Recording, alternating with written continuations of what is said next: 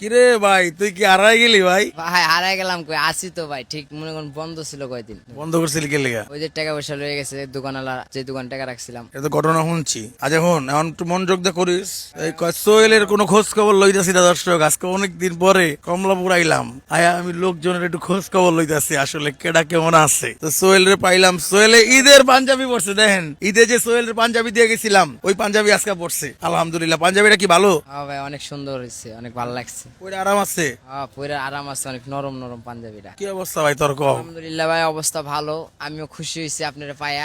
আমি তো মনে করছি আপনি মেয়েদিরে লয়ে গেছেন গা, আম করে ভুলে গেছেন। না, না, না। এখন এটা অবাস্তব ভাবনা, ঠিক আছে? আমার এখন মনে হইলো যে সবারে একভাবে দেখেন, আপনি সবারে একভাবে আপনি ভালোবাসেন। আমি অনেক খুশি হয়েছি ভাই। খাওয়া দাওয়া করছস? খাওয়া দাওয়া করছি ভাই, আলহামদুলিল্লাহ। সত্যি করে কও। করছি, অল্প করছি, বেশি করি না, অল্প করছি। অল্প করছস? সব দুই ভাই মিলে যা খাওয়া মনে ভালো মন্দ। হ্যাঁ ইনশাল্লাহ, এটা তো খামুই। আপনার হোটেল, বাইরের হোটেল আছে, তাহলে বাইরে না খেয়ে থাকি মানে কি? বড় ভাইয়ের হোটেল ব্যবসা আছে, বাইরের হোটেলে যা খামু ইনশাল্লাহ। জনগণে দেখবো, দেশের জনগণে দেখবো আকাশ ভাইয়ের হোটেলে আমরা আকাশ ভাইয়ের ভাইরাল সৈনিকেরা খাবো, সবাই দেখবে, খুশি হবে। এখন তো মনে করেন আপনার হোটেলের মহাজন হলো মেহেদি ভাই, আপনি হচ্ছে মালিক, তাহলে আমাদের খাওয়ানোর কি অভাব? এখন ইনশাল্লাহ পেট ভরে যায় খায়ামু আপনার হোটেলে। ব্যবসা আমিও করতেছি টুকটাক, টুকি পারি। তুই যদি ধরে রাখ ব্যবসা, আমি তোর ব্যবসা ভাই শুনেন, আমি যদি ধরে নাই রাখতাম তাহলে তো আমার আপনি দেখতেন না ডালাটা। আপনার ব্যবসাটা আমি ডালাটা ধরে রাখছি।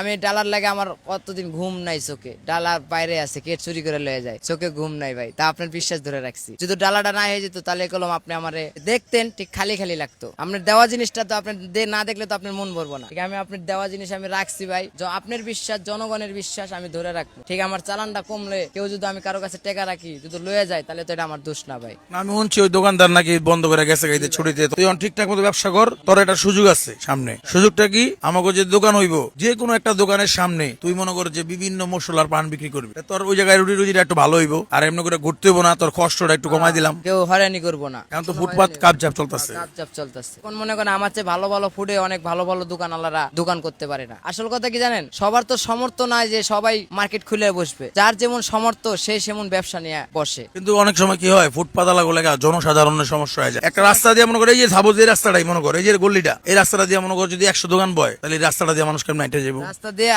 হাঁটা যেতে কষ্ট হইব, ঠিক এত বইলে তো হইব না। সমস্যা হচ্ছে সবাই তো দোকান লাগাই দেয়, সরকার নিয়ন্ত্রণ তো করতে পারতেছে না। কারণ সবাই যদি বিবেকটা থাকে যে না আমি এনে দোকানটা বহাইছি একটা এমন জায়গায় এই মানুষের চলাচল অসুবিধা হইতেছে না, জনসাধারণের সমস্যা হচ্ছে না, সমস্যা না হলে তো আর কোনো বাধা দিত না সরকার, দিত।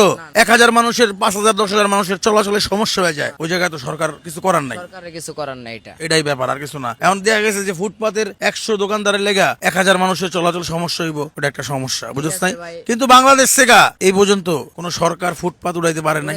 এই যে উড়াইলো কদিন আগে, এখন কিন্তু আবার সব জায়গায় বয়ে গেছে। এটাই ব্যাপার হচ্ছে, আগে এই লোকগুলার কর্মসংস্থার জায়গা করতে হবে, তারপর হচ্ছে এই ফুটপাত গুলো উড়াইতে হবে। বাংলাদেশে ধরেন বিদেশি অনেক বড় বড় মেল ফ্যাক্টরি, বিদেশি কোম্পানি বাংলাদেশে অনেকে, এগুলোর সাথে যদি ডিল করে সরকার এই লোকগুলার এই ফ্যাক্টরিতে ঢুকানো যায়, বিভিন্ন বড় বড় জায়গায় ঢুকানো যায় ওয়ার্কার হিসাবে, মোটামুটি মাসে 30-40 হাজার টাকা একটা স্যালারি, বা 30,000 টাকা বা 20,000 টাকা, যার যেরকম যোগ্যতা অনুযায়ী, তাইলে মনে করছে এই ফুটপাতের লোকজন গুলো যখন একটা কর্মসংস্থা পাইবো, তখন তো আর কেউ আয়া বইব না যে আমি উড়াই দিছে আমি আবার ওই জায়গায় যা বইলাম। কারণ বেটারা তো ওই জায়গায় বয় পেটের দেয়, আর সরকার উড়ায়, মানুষ জনগণের সমস্যা হয়। এই কারণে আপনি আমারে কইছেন আপনার দোকানের সামনে আমার দোকান লাগামু, ইনশাল্লাহ আমি অনেক খুশি হয়েছি, আলহামদুলিল্লাহ। আপনার বিশ্বাস আমি ধরে রাখবো, যতদিন আপনার ব্যবসা আমার সাথে আছে। যাই হোক, সবাই ভালো থাকেন, দেখা হচ্ছে অন্য কোনো দিন অন্য কোনো ভিডিওতে। আসসালামু আলাইকুম।